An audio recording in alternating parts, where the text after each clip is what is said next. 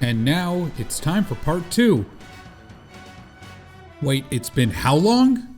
So during my absence, the Pendulum deck has seen many an evolution, a pendulum evolution if you will, and along with these changes to the general metagame, including the Forbidden Limited list and what decks are viable right now, have resulted in fairly drastic changes to my deck in order to reflect these new trends and incorporate new strategies in an effort to keep up with the metagame. As such, I present my updated deck list to you today, and while like last time this is only my personal build, feel free to put your own spin on it in order to make it feel more comfortable or more in line with your own playstyle. Now then, I'm not going to bother covering the cards that I already talked about in the last part again in this part, so let's just get on to the new stuff.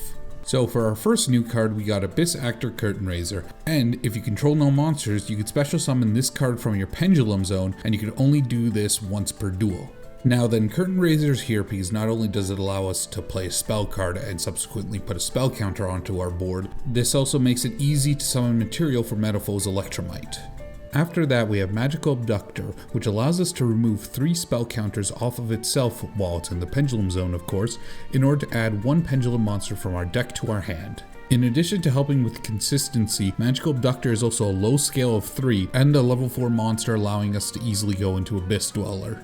Archfiend Eccentric allows you to blow up 1 spell or trap card if you put it in your Pendulum zone, or if it's on the field, you could tribute it to destroy 1 monster your opponent controls. These effects are both once per turn. While Eccentric's level, typing, and pendulum scales don't really help us as a whole, the ability to pop spells and traps in your opponent's back row is pretty useful and allows us to play through certain boards. And in a pinch, you could use as material for Metaphor's Electromite.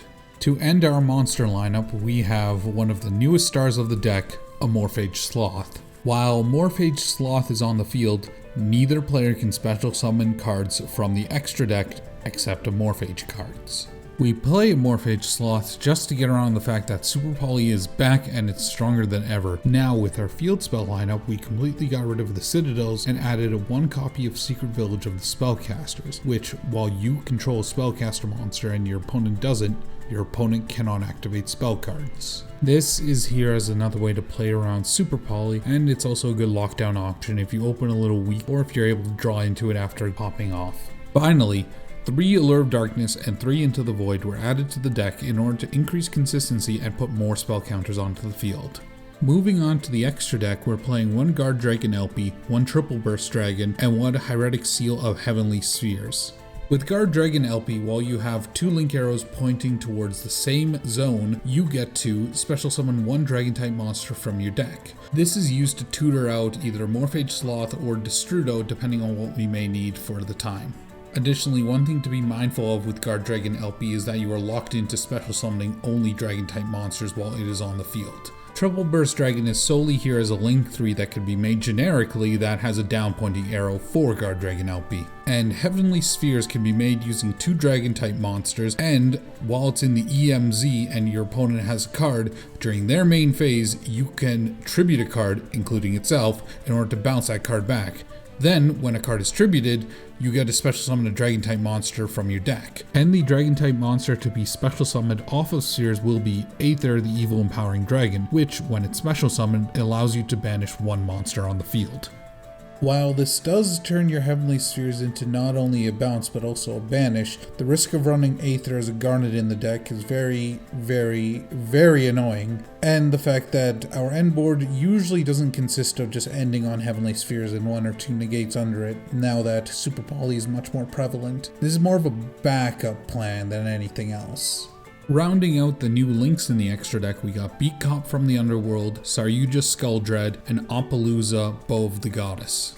Beat is here for its excellent arrows and generic summoning condition. Very rarely will we use its effect. Saryuja has a reputation for being one of the best Link 4s in the game, and that continues here. Here, we will use it to dig deep for cards that we may need to set up a lock, or we can even use its 3-link effect in order to special summon something like a Morphage Sloth directly from our hand onto the field without needing to actually pendulum summon it or using LP. And since it's a dragon, it can be special summoned even while you control LP.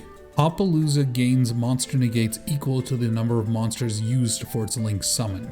In addition, Appaloosa's arrows are excellent and help enable further Link summoning plays and pendulum summons on follow-up turns.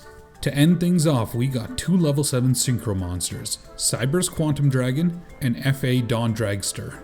Now, Cyber's Quantum Dragon states that while you control a Link monster, your opponent cannot target monsters you control for attacks or target monsters you control with card effects, except for this one. The second segment of this card's effect states that at the start of a damage step, if this card battles an opponent's monster, you return that opponent's monster to the hand. Also, this card can make a second attack in a row. Quantum Dragon not only helps with OTKs, but it can also keep the heat off your Morphage Sloth by making sure that it can't be targeted by certain effects, such as Pankratops, or be beaten over by certain cards, like Pankratops. Dawn Dragster has a whole bunch of text that means basically nothing, but it does have this one really cool line right here that says, once per turn, when your opponent activates a spell or trap card or effect, quick effect, you could reduce this card's level by 2, and if you do, negate the activation, and if you do that, destroy that card. But seriously, Dawn Dragster is just really nice because it's a level 7 that we can easily make. Now, with everything all wrapped up in a nice pretty little bow, here's the final deck list. Feel free to make any adjustments that you may see fit. I know it's more than 40 cards, don't hate me. If there were any 2 cards I'd be willing to take out of the deck pretty readily, it'd be Mythical Beast Garuda and the one Terraforming. So at least we get down to 42 cards, if that's your preference. With all that out of the way, let's get to our replays. So thanks to the fact I opened up with Magical Abductor, I quickly loaded up with 3 spell counters, get Curtain Raiser onto the field, bring out Electromite, and dump my Dark Worm from the deck to the extra deck. I then use Electromite to pop and add back Abductor in order to use its effect later in this turn, not to mention I top decked Supreme King Dragon Dark Worm, which I decide to normal summon in order to add Gate 0 from my deck to my hand. Off Upstart I grab Reflection of Endymion and I'm ready to Pendulum Summon. Take note of where I summon each material because that is generally an important aspect when it comes to the full Guard Dragon combo. I then go for said combo with Absolute Dragon into Saryuja, that way I could bring out Vortex Dragon. The Saryuja play is done, that way I could draw into spell cards I could activate in order to use Abductor's effect in order to search out a Morphage Sloth, or just hard draw into Sloth. This ends up working so well, not only do I get my Sloth on the field, but I also drew into Secret Village of the Spellcasters. So this is game 2 versus a friend, and after winning game 1, I sided in a whole bunch of back row hate because I know he was playing, and I quote, degeneracy.deck. He opens with a whopping 5 back row, including a Metaverse to get his Mystic Mind set up, but I have a plan. I choose to not red reboot his Metaverse just in case he has a Solemn Judgment on board that he could use to negate it. So I decide to use Archfiend Eccentric to try to pop his Mystic Mind, that way I could just normal summon Denko and win. Now he activates Solemn Judgment and I decide to seize this opportunity and activate red reboot in response. I then make Boral Sword and attack for game.